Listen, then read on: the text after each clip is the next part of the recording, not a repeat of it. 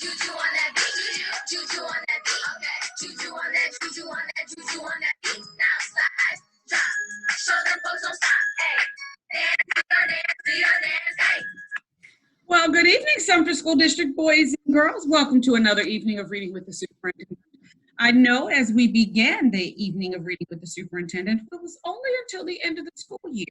But because we've had so much fun doing it, we want to spend more time with you. So we've extended the evening Reading with the Superintendent. And we have a lineup of some very, very special people who will be reading. Like tonight, we have the one, the only, one of the top 3 teacher finalists for the Teacher of the Year for Sumter School District, Miss Theresa Bailey. Well, good evening, Miss Bailey. How are you? Hey, Dr. Knox, I'm doing fantastic.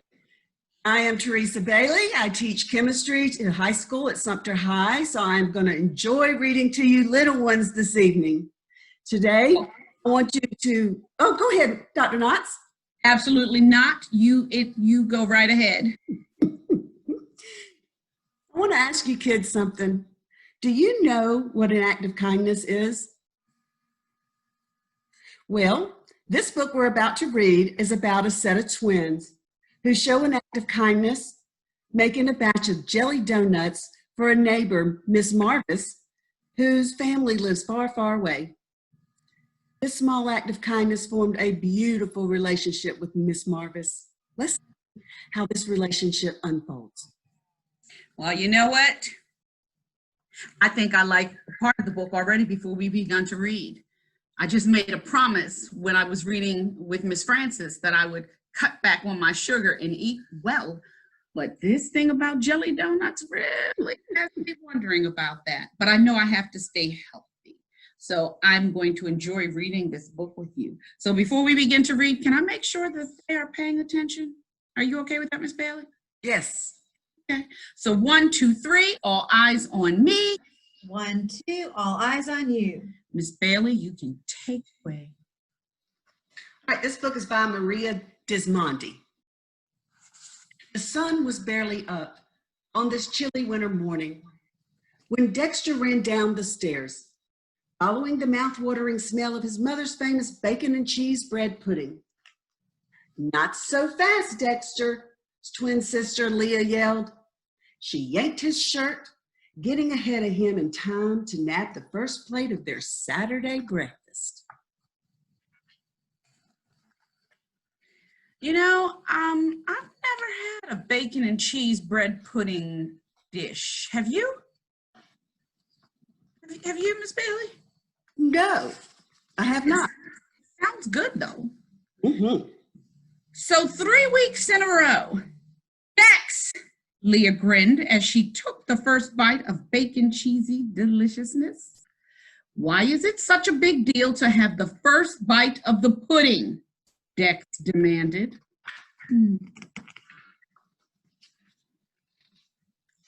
Mama and Papa were busy cooking for family and friends who would be coming to dinner that night. "Leah, it's my turn to mix the stuffing," Dexter said, and he pulled his spoon right out of her hands.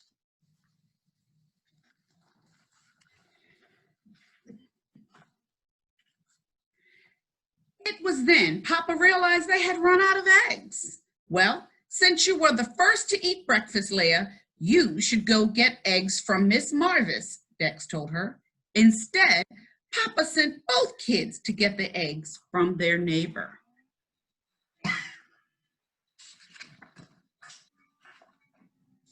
Miss Marvis answered the door and invited the twins inside. Right away, Dexter noticed a difference between their house and hers. It seemed too quiet. There were no good smells or messy countertops, just a bowl of cereal on the kitchen table. Dex wondered, where is Miss Marvis's family? They never seem to come around.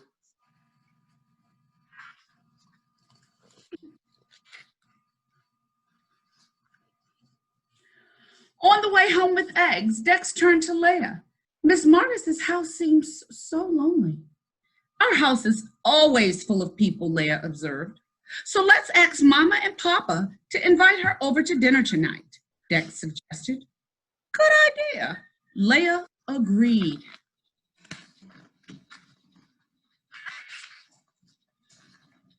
Miss Marvis sat between Dex and Leah at the large dining table among other guests. She told stories of living in Poland with her children many, many years ago. She shared a Polish tradition of making and eating jelly donuts filled with sweet and savory fillings called puchki. Dexter's eyes lit up. I've never had a punchki before either. Have you? No, they sound delicious. It does, it does. Miss Marvis told them, traditionally, we make putski during the winter months to use up all the lard, sugar, eggs, and fruit in the house before fasting for a holiday. I'm quite sure they had to fast before eating that.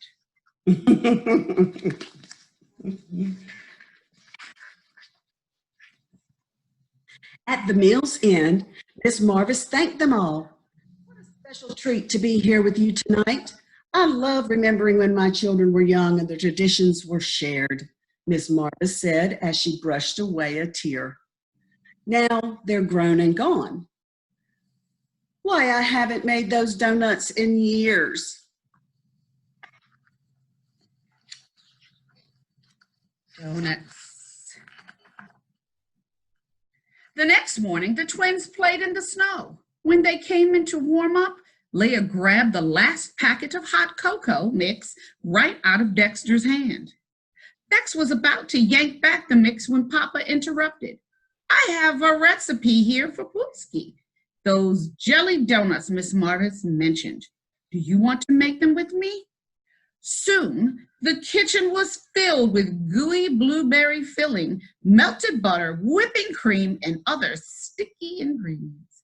Leah, it's your turn too, sir, Dex said, trying not to lick sugar off his fingers as he handed his sister the spatula.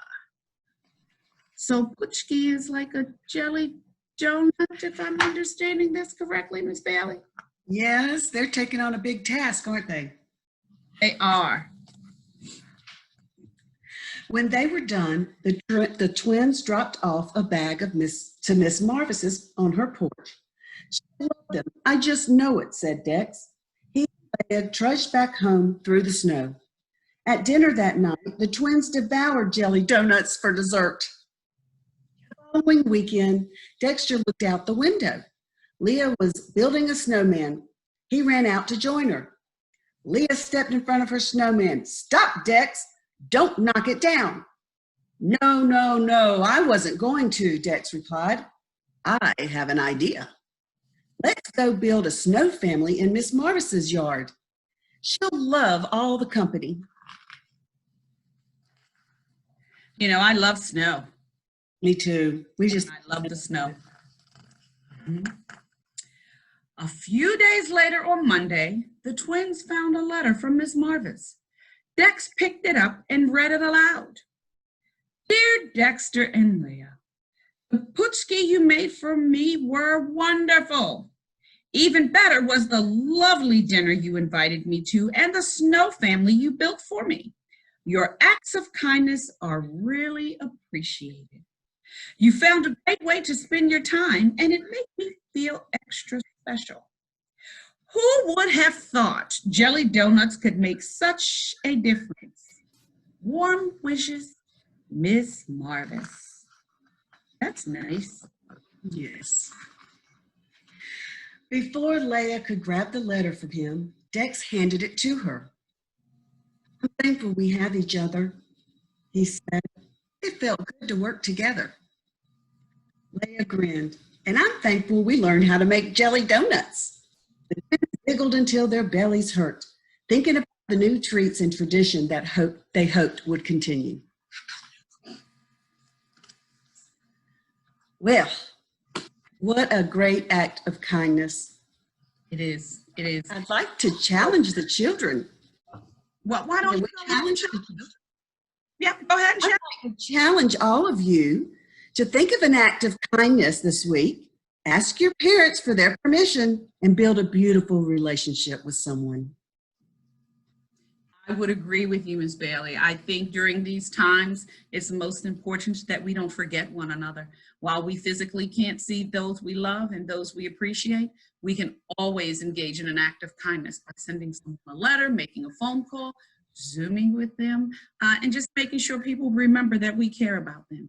Just as I care about you and care about our children, I want to make sure you remember and understand we're all here to support you. So my random act of kindness is to throw a big virtual hug and a hug around us all, and I hope you can feel it because I truly mean it.